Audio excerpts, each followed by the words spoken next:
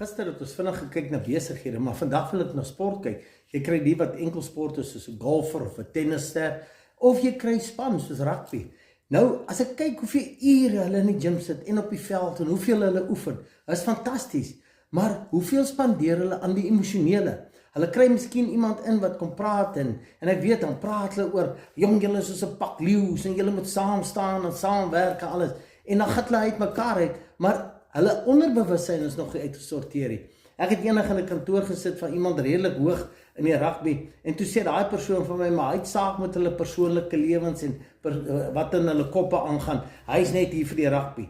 Maar as jy verstaan hoe werk 'n elektromagnetiese veld, want jy kan net optree in 'n spontane reaksie wat binne in jou onderbewussyn is.